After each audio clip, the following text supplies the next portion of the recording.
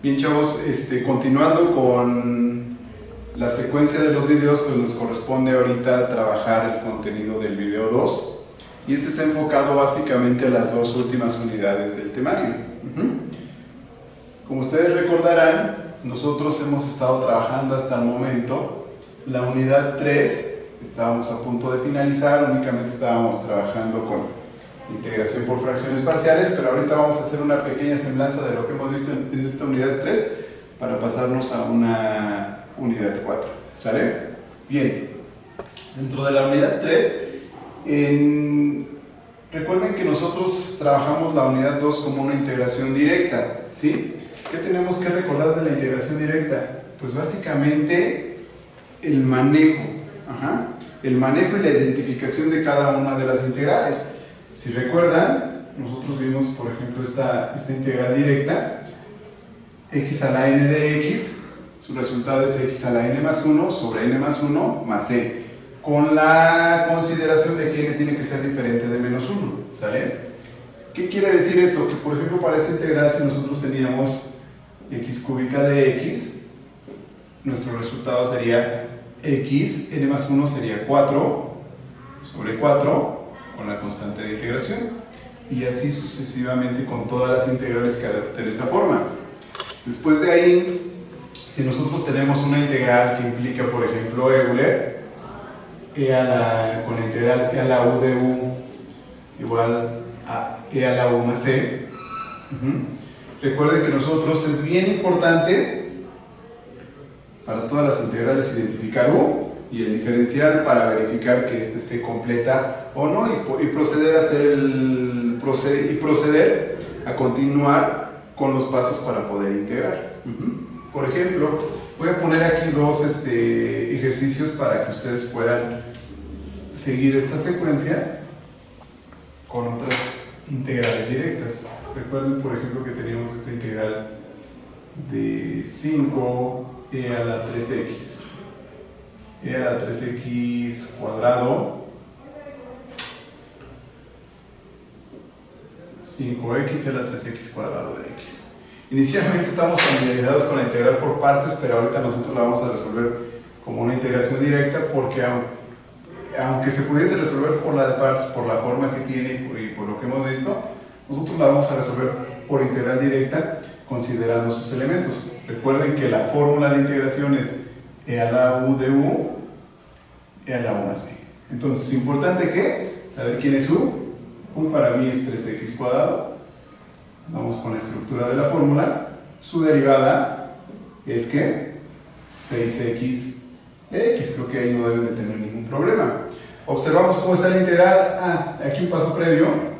Estaba omitiendo sacar este 5 para que no se nos haga la integral muy compleja y luego estamos sufriendo con algunas constantes y nos cuesta trabajo completar la integral. Bien, ya teniendo esta equivalencia y viendo simplificado un poco más el término que queda delante de la integral, nosotros podemos observar que este du se encuentra contenido ¿dónde? Tenemos la x y tenemos el diferencial. Lo único que no está es el 6, entonces para yo quitarlo, recuerden que lo voy a eliminar dividiendo todo entre 6, y entonces sí, ya puedo establecer una igualdad y poder decir que la integral está completa.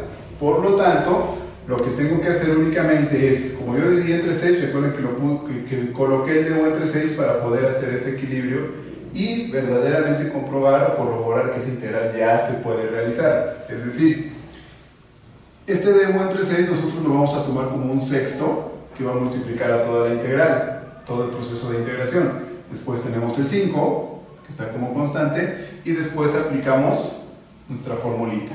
¿Qué pasa ahí? Pues me dice, ya identificaste u, ya corroboraste que está completa, ya hiciste las manipulaciones, entonces ahora sí te pasas a integrar. ¿Qué sigue? E a la u más c. Como ya tengo estos elementos que hacen que la integral se pueda manipular, o que yo pueda llegar a su primitiva, entonces ahora sí, digo e a la u. ¿Quién es u? Nosotros ya la habíamos identificado, 3x cuadrado más c. Lo que me toca ahora es simplificar. Recuerden que esto nos queda como 5 sextos de e a la 3x cuadrado más c. Y este es el resultado para la integral.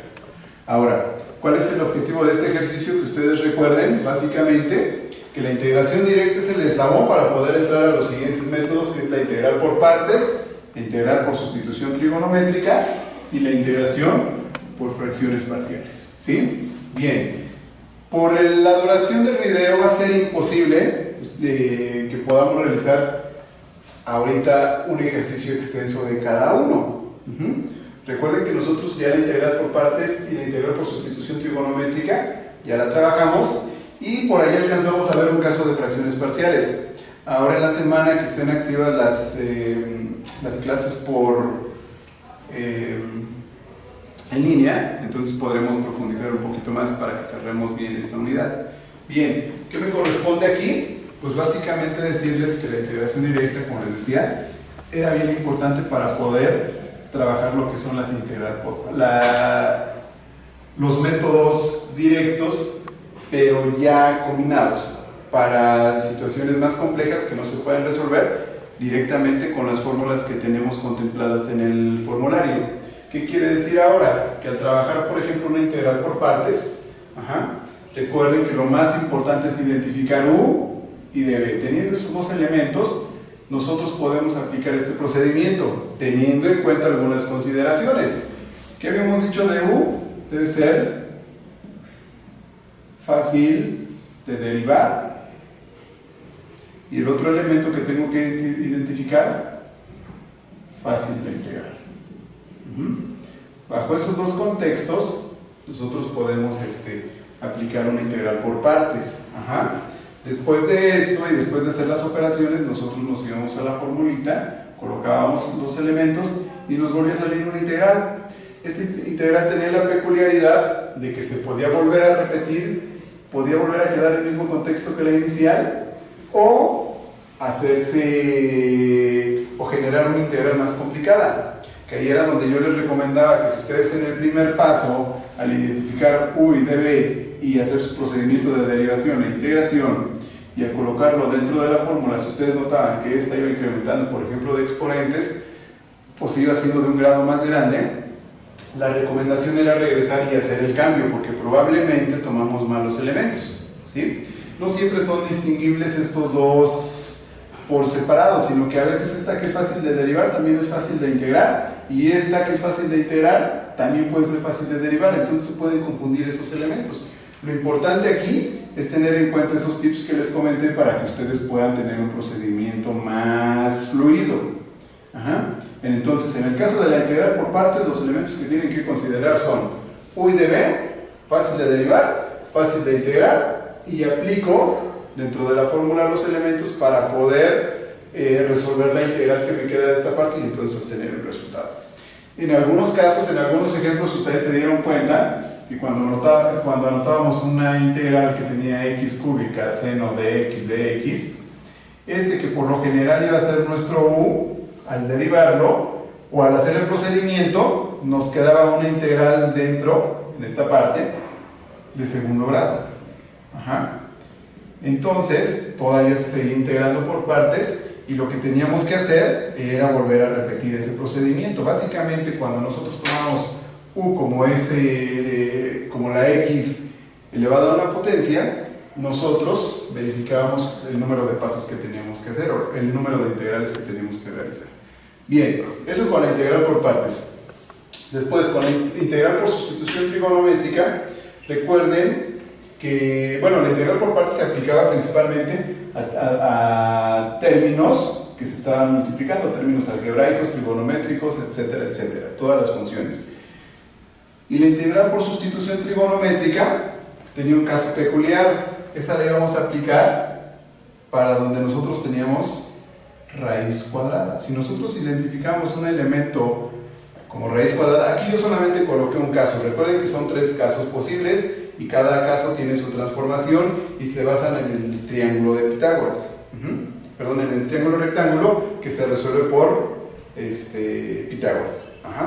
Ahora, aquí coloqué un caso. El caso que yo coloqué fue cuando teníamos la raíz cuadrada y el primer elemento era una constante menos una función y ambos elevados al cuadrado. Cuando identificábamos este caso dentro de una integral, por ejemplo, 3 entre raíz de 9 menos x cuadrada de x, nosotros procedíamos a hacer los cambios de variable. ¿Qué hacíamos? Proponíamos a u como a seno de z, su diferencial o su derivada como du igual a coseno de z, y la transformación correspondiente, raíz de a cuadrada menos u cuadrada es igual a coseno de z, ¿sí? Nosotros hacíamos estas transformaciones, sustituíamos en la integral, realizábamos el procedimiento porque nos quedaba todo en términos de funciones trigonométricas y ya era más fácil la simplificación. Era más fácil la simplificación con funciones trigonométricas. Nos quedaba una integral que resolvíamos en términos de z y al final hacíamos nuevamente la transformación utilizando el triangulito de Pitágoras para dar un resultado ya en base a las variables que nosotros utilizamos de inicio. Ese es el procedimiento general a grandes rasgos y aplica exactamente igual para cualquiera de los casos siempre y cuando tú los hayas identificado. Bien. Para la integración por fracciones parciales, aquí sí es bien importante. Durante las transmisiones que tengamos para clases online les voy a estar haciendo énfasis en los 4 casos. Nosotros alcanzamos a ver por ahí 1 o 2 casos dependiendo del grupo, pero recuerden que tenemos que considerar que el caso 1 se aplicaba solo para factores de primer grado y que no se repetían, considerándolos únicamente el denominador. El numerador no era objeto de estudio para poder identificar un caso de fracciones parciales. Recuerden que un factor lineal podría ser integral de x sobre x más 5 por x más 2, por ejemplo. En algunos casos no estaba presentado así, teníamos que hacer nosotros la factorización para verificar de qué factor se trataba. En este caso observen que son de grado 1, ambos, y no se repiten, no son los mismos factores. Después, el caso 2 dice que con factores de primer grado y algunos se repiten. Podría poner el mismo ejercicio considerando, por ejemplo, x más 5, x más 2 y este al cuadrado. ¿Qué quiere decir? Que este ya se está repitiendo. Recuerden que la equivalencia de x más 2 al cuadrado es exactamente igual a decir x más 2 por x más 2. O sea, básicamente tendríamos estos dos y el x más 5 como factores lineales, y aquí hay uno repetido. Este procedimiento o esta identificación va para este caso. Y después tenemos el caso del denominador, el caso 3, denominador con factores de segundo grado y no se repite. Caso 4, denominador con factores de segundo grado y algunos se repiten. ¿Qué quiere decir? Que básicamente tienen el mismo contexto, únicamente hay que tener en cuenta que ahora los factores ya son cuadráticos. Por ejemplo este ejercicio, y su equivalencia es totalmente diferente. Y para el caso del caso, y para el último caso, que es el 4, nosotros también teníamos esa integral, pero ahora con algún factor cuadrático que se repite.